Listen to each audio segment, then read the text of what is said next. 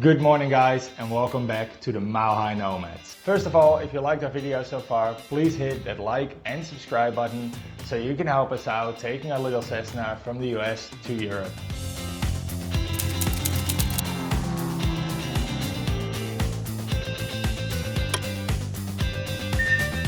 Ever wondered how a 400-ton tube can defy gravity? It's not magic, it's lift. And today we'll dive into the beautiful science of aerodynamics. If we talk about lift, it's one of the four forces acting on the plane. Lift, weight, thrust, and drag. And to get into the air, lift needs to overcome the weight. And according to the Pilot's Handbook of Aeronautical Knowledge, this has two main reasons. First, it's Bernoulli's principle, which states that the increase of the speed of a fluid is accompanied by a decrease in pressure. And second, Newton's third law. Every action has an equal and opposite reaction. Let's dive a little bit more into this Bernoulli guy. What is Bernoulli, and how is an increase of speed accompanied by a decrease in pressure? Well, let's look into it. So, if we would have a tube here with a diameter equal from beginning to end.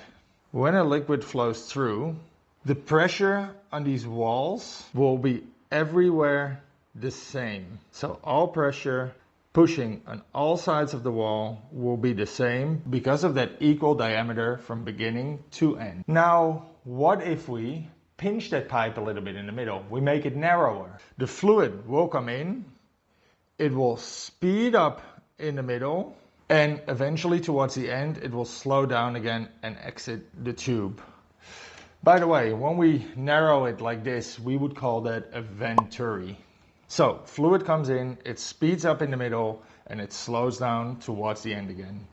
What will happen with the pressure, especially on that narrow point? So if we draw little vectors here, this is the pressure on the outer sides of the wall. The pressure in the narrow part will be less because of the higher speed of the fluid. So what has this to do with an airplane wing? Well, I'll show you. If we, for example, would erase most of what's going on in this drawing, some people already may see that what you're left with is basically two airplane wings on top of each other. But we were just talking about a fluid going through a narrow part of a pipe, speeding up, comes with a decrease of pressure. So what has that to do with air? In physics, air is considered a liquid because it has the capability to flow and doesn't maintain a fixed shape. So when we look at this drawing, we have two wings on top of each other. The air comes in, it speeds up, and it slows down again at the back. So here we have an airfoil. The air will come in, it will stay really close to that wing, it sticks almost to the wing, and it will flow down. The same with the air underneath. The air comes in, it will stick close to the wing and also flow down. Because of the curvature of the wing, the air on top gains a higher velocity and therefore less pressure. The bottom, on the other hand, experiences less of a change of speed and direction and therefore will stay at atmospheric pressure. So what you see here is the atmospheric pressure on the bottom of the wing pushing up on the wing.